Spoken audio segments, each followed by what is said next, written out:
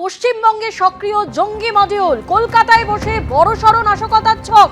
আপনারা জানেন যে গত রোববার দিন দিল্লি পুলিশের জালে পশ্চিমবঙ্গের দুজন দিল্লি পুলিশের হাতে ধরা পড়ে পশ্চিমবঙ্গের দুজন এবং প্রাথমিকভাবে যে তথ্য উঠে আসছে ধৃত ওমর ফারুকের সঙ্গে সরাসরি যোগাযোগ ছিল সাব্বির আহমেদের।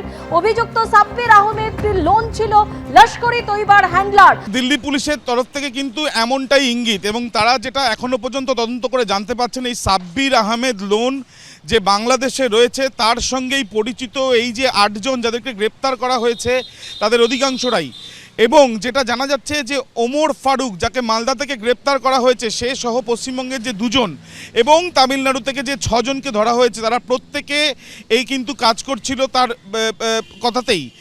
এবং শুধুমাত্র তাই নয়, বাংলাদেশ থেকে এসেছিল পিডিএফ, সেটাকে প্রিন্ট করা হয়েছে কলকাতায় এবং সেইটা নিয়ে দিল্লিতে গিয়ে বিভিন্ন মেট্রো স্টেশনের বাইরে যে পোস্টার সেখানে দেওয়া হয়েছিল সেই পোস্টারে ছিল ফ্রি কাশ্মীর মুভমেন্টের কথা। এবং সিআরপিএফের এক জওয়ানের লিখিত অভিযোগের ভিত্তিতে তদন্ত শুরু করে দিল্লি পুলিশ। কেসভার যায় দিল্লি স্পেশাল সেলের কাছে। পরবর্তীকালে বিভিন্ন টেকনোলজি ব্যবহার করে টাওয়ার ডাম্পিং থেকে আরম্ভ করে বিভিন্ন টেকনোলজি ব্যবহার করে পুলিশ যখন মালদায় আসে দিল্লি পুলিশ, যখন এখান থেকে 2 জনকে ধরা, তার মধ্যে ওমর ফারুক একজন, তাদেরকে জিজ্ঞাসাবাদ করেই তামিলনাড়ুতে বাকি 6 জন আছে তারা জানতে পারেন। এবং এটাও জানা যায় যে বাংলাদেশ থেকে বসে এই সাব্বির আহমেদ লোন সে নিজে টাকা পাঠাচ্ছিল ঘর ভাড়া নিয়ে থাকার জন্য, টাকা পাঠাচ্ছিল যাতে তার কথা অনুযায়ী চলে এবং টাকা পাঠানোর কথা ছিল যাতে অস্ত্র তারা দিতে পারে। এমনটাই তথ্য কিন্তু তদন্তে উঠে আসছে দিল্লি পুলিশের কাছে। শুধুমাত্র তাই নয়, তাদের পরিকল্পনা যে বিষয়গুলো জানতে গিয়ে তদন্তকারীরা এটাও জানতে পারছেন এই সাব্বির আহমেদ লোম সে বেশ কয়েকবার হিলি সীমান্ত দিয়ে ভারতবর্ষে প্রবেশ করে আবার বাংলাদেশে চলে যায় এবং বাংলাদেশে সে একবার ধরা যখন পড়েছিল তখন তার হাতে তার কাছ থেকে পাওয়া গিয়েছিল AK-47 একটা AK-47 এবং পরবর্তীকালে সে জামিন পাওয়ার পরেও এই যে পরিস্থিতি তৈরি হয়েছিল বাংলাদেশে সেই সময় থেকে আমরা জানি যে ISI এর অনেকেই সেখানে যাচ্ছিল এবং সেই বেশ কিছু ব্যক্তিদের ইন্ধন রয়েছে বা তাদের সাহায্য রয়েছে এই সাব্বিরের মতন ব্যক্তিদের ওপরে তারা সাহায্য পাচ্ছে এমনটাও সন্দেহ দিল্লি পুলিশের। এবং তার সাথে এটাও জানা যাচ্ছে সূত্র মারফত যে এই পুরো বিষয়টা করার জন্য কিন্তু হাফিজ সঈদের সঙ্গেও যোগাযোগ সে রাখছিল এমনটা ধৃতদের জানিয়েছিল এই সাব্বির। এবং সেই ক্ষেত্রে হাফিজ সঈদকে কোড নেম হিসেবে চাচাজি বলে কিন্তু সে সম্বোধন করত।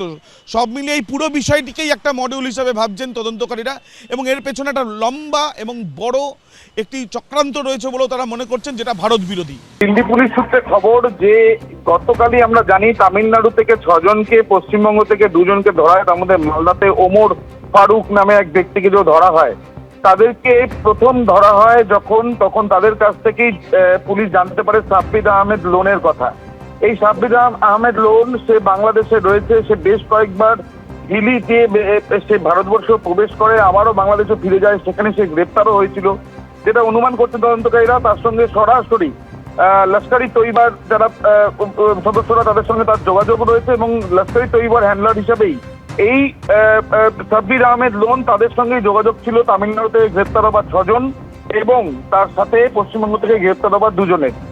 এই যে 8 জনকে গ্রেপ্তার করা, যাদের মধ্যে অধিকাংশই যারা বাংলাদেশের নাগরিক এবং তারা এখানে আসে এবং তারপর সাব্বিরের কথা শুনে তারা বিভিন্ন জায়গাতে পোস্টার লাগাতে যায় এবং মূলত দিল্লির বিভিন্ন মেট্রো স্টেশনের বাইরে ফ্রি কাশ্মীর ট্যাগের যে পোস্টার, সেই পোস্টার তারা লাগাতে চায় বা লাগায় এবং তার পরবর্তীকালে সিআরপিএফ এর এক জওয়ানের অভিযোগের ভিত্তিতে তদন্ত শুরু হয়। কেসভার যায় দিল্লি স্পেশাল সেলের হাতে এবং তদন্ত করে টাওয়ার ডাম্পিং থেকে আরম্ভ করে বিভিন্ন টেকনোলজি ব্যবহার করে তারা মালদা থেকে প্রথমে যে 2 জনকে ধরে, তার মধ্যে ফারুক যে রয়েছে ওমর ফারুক, তাকে জিজ্ঞাসাবাদ করার পর ইতিমধ্যে যেটা জানা যাচ্ছে যে এই সাব্বির আহমেদ লোন যে নিজে ফিরায়েন আক্রমণের জন্য তার প্রস্তুতি নিচ্ছিল। এবিপি আনন্দ এগিয়ে থাকে, এগিয়ে রাখে।